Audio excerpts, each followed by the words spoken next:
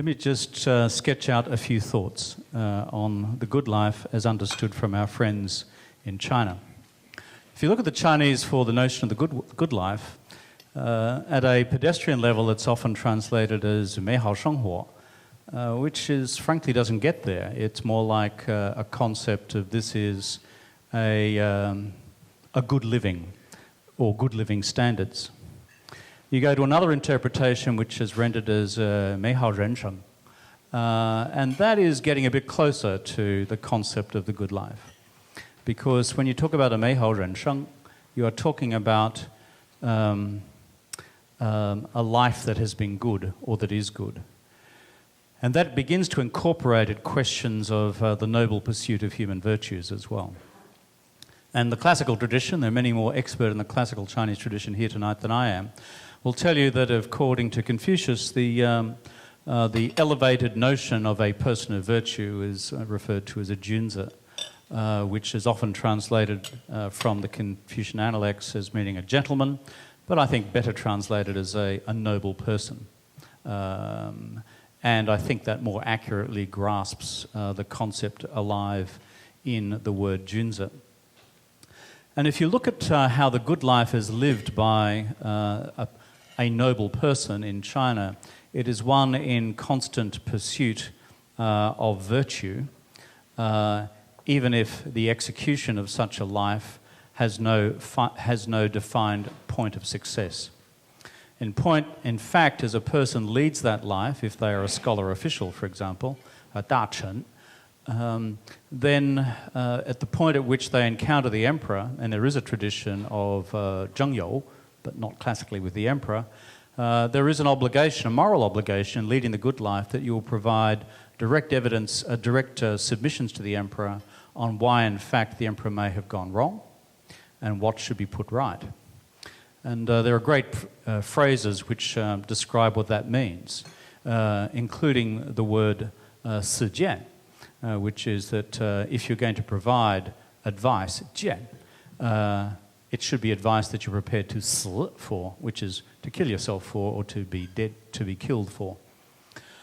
This is not an awfully comforting concept for Chinese scholar officials, because when you decide to be a candid advisor to those above you in the Chinese tradition, it invariably, in the Chinese classics, turns out pretty badly for you. Sometimes you survive, but often you don't prosper. And in the modern Chinese political discourse, this is taken as well to refer to scholar officials, even in communist China, such as Peng Dehuai, who, after the Great Leap Forward disaster in the late 1950s, which saw the death of 20 to 30 million people through an unnecessary famine, Peng Dehuai, who was a revolutionary figure himself, stood up at the famous Lushan plenum of the party and directly accused Mao for his culpability in bringing about the Great Leap Forward. And he was drawing upon a long tradition of standing up to the emperor.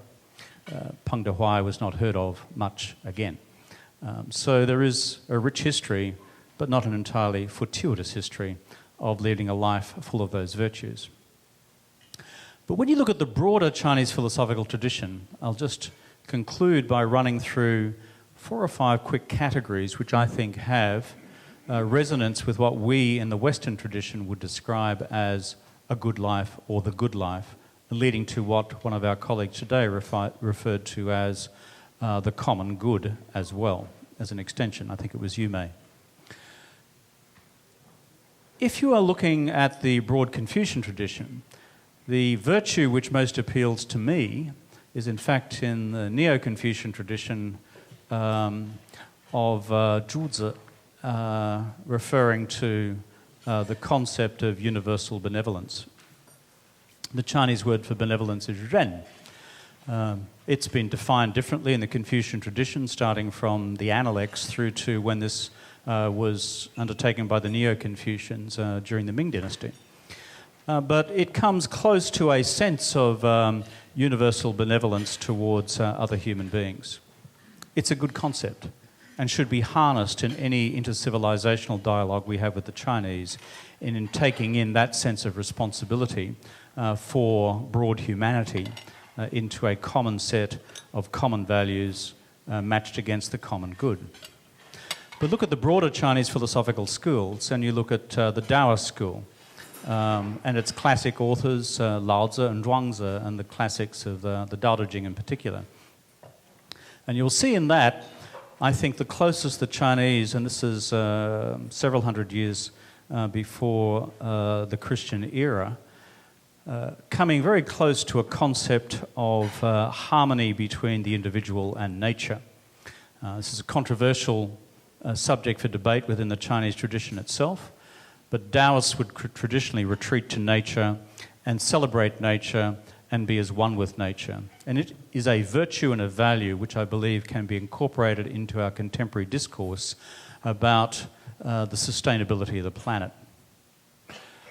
The third point of commonality, I believe, comes out of one of the more obscure Chinese philosophical schools, which is led back again several centuries before the Christian era by an individual called Mo Tzu. Mo Tzu did not prevail as a significant philosophical school.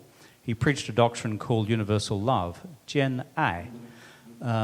This did not work well in the China of the time. China at that time was at war. It was in the period of the so-called warring states, the Zhang War. And as a result, the kind of political craft which was necessary in those days to ensure the survival of the state and the ruler, which was much more brutally military. And that's where you see at this time the origins and the emergence of Sun Tzu's Art of War, the Bingfa, which is effectively a military manual on deception in armed conflict. That was useful to leaders at the time, not a broader abstract view of the universality of the principle of love for all humankind. Mind you, that was Mo Tzu's reaction to the chaos of the time, that in fact it was better to embrace universal principles of brotherhood rather than simply give you a tactic on how to bash the living hell out of your enemy or your neighbour.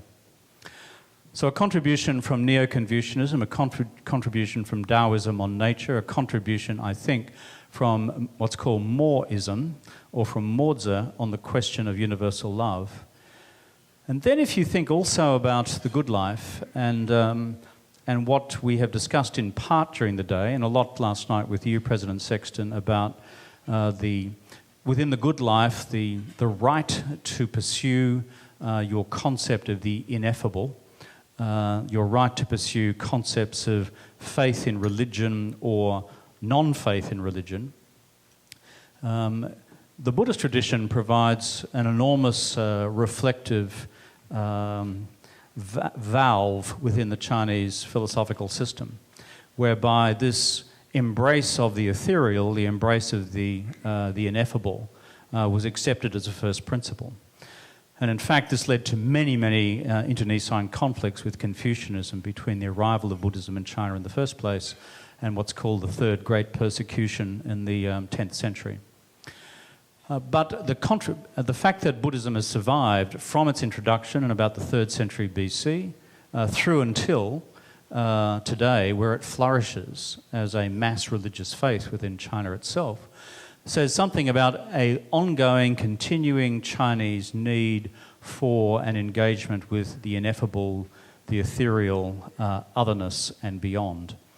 And I think that correlates very much with personal reflective traditions within the Christian canon and those associated with statecraft over the centuries as well. In fact, the story often told about Confucian scholar officials, they would be Confucians during the day, but of an evening then contemplate the Buddhist Sutra. In order to provide themselves with the sustenance necessary to go back and provide fearless advice the next day and have their head cut off. The final point that I'd make or the second last point I'd make about the overall contributions of the tradition in terms of the good life, is that if you look at the Confucians, not the Neo-Confucians, but the Confucians through Confucius himself, Mencius, and Xunzi, the overall contribution towards the doctrine of Chinese statecraft and the functioning of a state and the role of officials within the state. And therefore, when added to it the legalist tradition of the importance of laws within the state, again in terms of the good life, it does point to the necessary, the continuing necessity for the role of government as well, and the role of laws of government. Of course, there's a huge debate within the Chinese traditions about whether the legalists, of course, went too far. And legalism as a Chinese school of philosophy is often best translated in the Western canon as the closest thing you get to Machiavelli in a different tradition. But in terms of the need to have laws which constrain the worst aspects of human behaviour, and the role of a state as an entity within an overall concept of what you might call a good and virtuous life, it of course is a very deep and rich tradition within classical China. My final point is this. If you take all those corollaries together, concepts of universal benevolence, concepts of harmony with nature, concepts of the important role of universal love, concepts of also private reflective religious faith, and concepts of the role of the state and laws associated with the state, I think one of the most interesting, attractive and continuing traditions which are associated with many elements of the Chinese tradition concern those of harmony. We've spoken about them today here, and there's been a rich debate about whether this is used or abused within current Chinese politics. But the concept of 和谐, harmony, Hu Jintao's slogan was 和谐社会, 和谐社会, 和谐世界, harmonious society, harmonious world. The concept of harmony in the classical Chinese tradition, in particular 大同, and the great harmony, is in fact a very live, continuing philosophical tradition.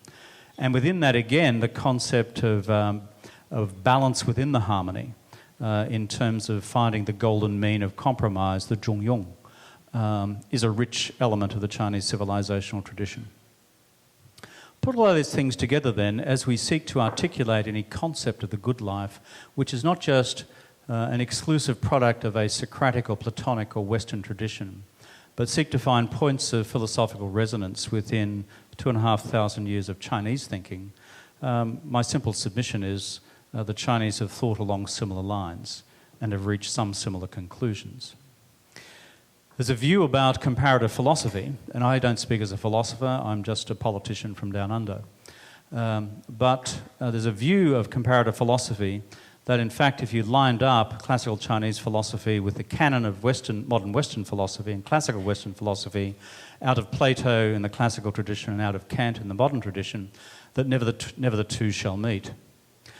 I don't agree. I just don't agree. There can be debates about methodology, there can be debates about epistemology, there can be debates about the underpinning metaphysics of the philosophical conclusions which follow. But I have a pretty basic view of these things, and maybe it's just because I'm an Australian.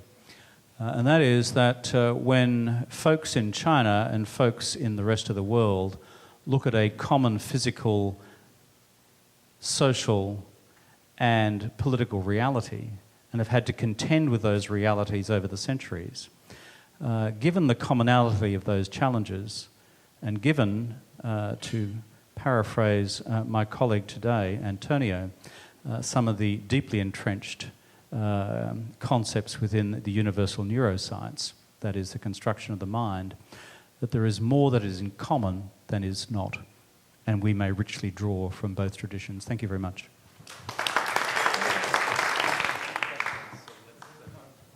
Well, that was a lovely speech, and we wish that politicians in other countries were so erudite. Really. And we have time. Sorry. If you were, you would get even less votes than I did at the last election. That's true. Therefore, meritocracy is better than democracy. Anyway, so we have time for two questions. I have one question. Yes, sir. You sound too... Use this. Right? I think you sound too intelligent to be a politician. How can you survive political side? Well, you sound too practical to be a philosopher. So. Look, as I said with the meeting of the United Union of Philosopher Stones earlier today, and their shop stewards and their organisers, look, The future of public policy, and foreign policy in particular right now, hangs on, I think, two propositions. One, the world is changing at a pace and an intensity and with a gravity that very few of us have comprehended, driven by the turbocharging of globalisation on the one hand and various nationalist and localist reactions to that phenomenon at the same time. And if you like, the huge subset in all of that is the rise of China and the fact that within 5 years' time, China's economy will be larger than the United States. And that is an event of civilizational significance. The second point that I'd like to make is this. For those reasons, those of us who are politicians, those of us who are foreign policy leaders, those of us who are in the business of international relations, now more than ever need to draw upon the genuine collective wisdom of the academy in dealing with a point of unprecedented transition in global politics. And so, why am I interested in the world of ideas? Why am I interested in the history of Chinese thought? Oh, well, I grew up on a dairy farm. It was certainly better than staring at cattle all day. That's one answer. But the other answer is that right now, we in the political class, more than ever, need to draw upon the accumulated wisdom of you guys. And so my encouragement of you guys in the philosophy business is get out of your rabbit holes and come and help us.